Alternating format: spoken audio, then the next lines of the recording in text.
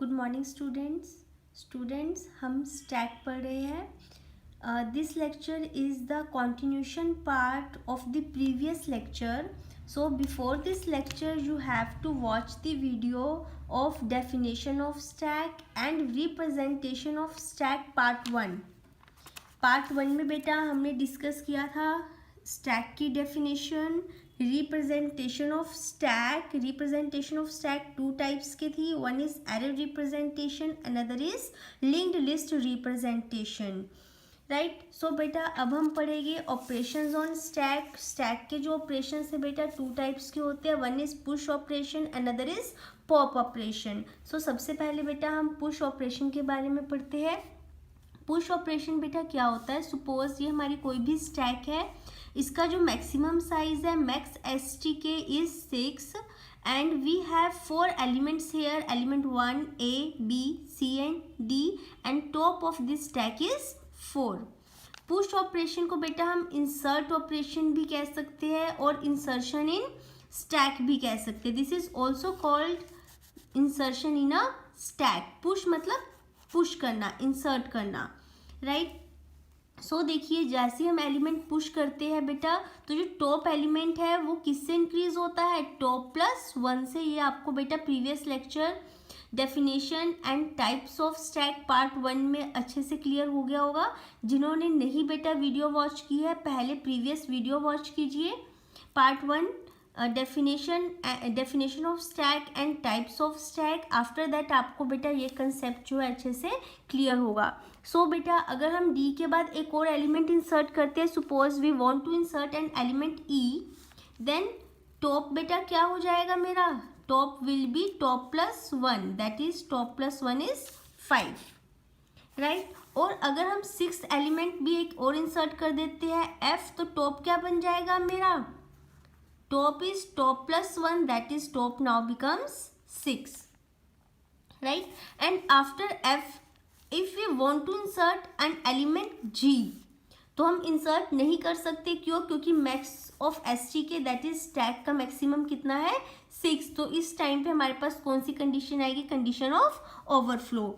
सो देखिए बेटा एल्गोरिथम कैसे करेंगे. एल्गोरिथम में मैंने अपने पास कुछ वेरिएबल्स लिए हैं. One is stack, top, max STK and item is that element which have to be inserted in the stack. and max STK तो हमें पता ही है कि maximum of stack की maximum stack का size जो है वो क्या होगा. top हमें पता है हम किस एलिमेंट को लेते हैं, जो कि top क्या है मेरा एक पॉइंटर होता है जो कि किस एलिमेंट को पॉइंट करता है, जो एलिमेंट हम इंसर्ट करते हैं अपने स्टैक के अंदर उसको जो है वो टॉप जो है उसको पॉइंट करता है. Top is basically a pointer.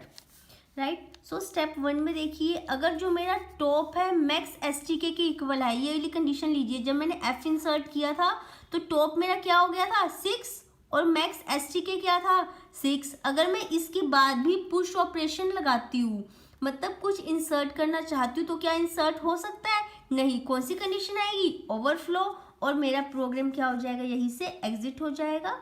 Right.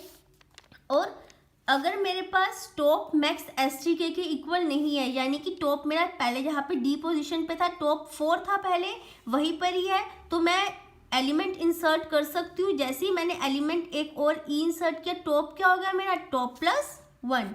Top की वैल्यू क्या हो गई, टॉप प्लस 1, 4 से 5 हो गई थी. ठीक है.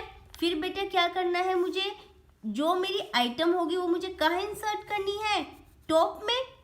पहले हमारा पॉइंटर इंक्रीमेंट होगा. ये देखिए पहले यहाँ पे A था, टॉप की वैल्यू सपोज मेरी यहाँ पे थी. अब मेरे पास मैक्स जो STK है वो कितना है 6 है, यानी कि 6 एलिमेंट्स आ सकते हैं. ये तो मेरा 1 एलिमेंट ही है. तो सबसे पहले टॉप किससे इंक्रीज होगा, टॉप प्लस 1 से. तो टॉप प्लस 1 क्या हो गया बेटा 2. टॉप पहले क्या था 1, अब टॉप क्या हो गया 2. तो टॉप इसको पॉइंट करेगा और फिर जो टॉप है उसमें मैं क्या डाल दूंगी, अपनी आइटम. ठीक है. ऐसे हम तब तक इंसर्ट करते रहेंगे जब तक कि मेरे पास ओवरफ्लो की कंडीशन नहीं आती. उसके बाद मैं प्रोग्राम से एग्जिट हो जाऊंगी. राइट. अब सेम केस पॉप में देखिए. पॉप में कैसे होगा बेटा, सपोज मेरे पास A B C D elements है, ठीक है। मैं सबसे पहले क्या पॉप करती हूँ, डी, यानी कि टॉप। टॉप मेरा क्या है, डी। D 1 2 3 4 5 6, right. तो टॉप क्या है इस टाइम पे मेरा 4। अगर मैं यहाँ से डी पॉप करती हूँ, डी को यहाँ से डिलीट करती हूँ, तो मेरा टॉप क्या आ जाएगा अब 3, थर्ड पोजीशन पे आ गया ई के पास, ठीक है। फिर जब मैं ई भी यहाँ से डिलीट करती हूँ तो टॉप मेरा क्या कहाँ पे आ गया 2 पे। टॉप मेरा कहाँ पे आ गया 2 पोजीशन पे, ठीक है, लाइक दिस।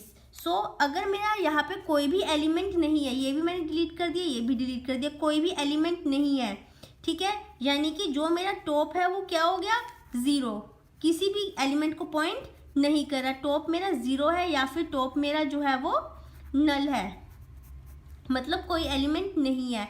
तो कौन सी कंडीशन आएगी, अंडरफ्लो की, क्योंकि मैं उसके बाद कोई भी एलिमेंट जो है वो कोई भी एलिमेंट जो है वो मैं डिलीट नहीं कर सकती हूँ। सो अंडरफ्लो की कंडीशन और मेरा रिटर्न हो जाएगा।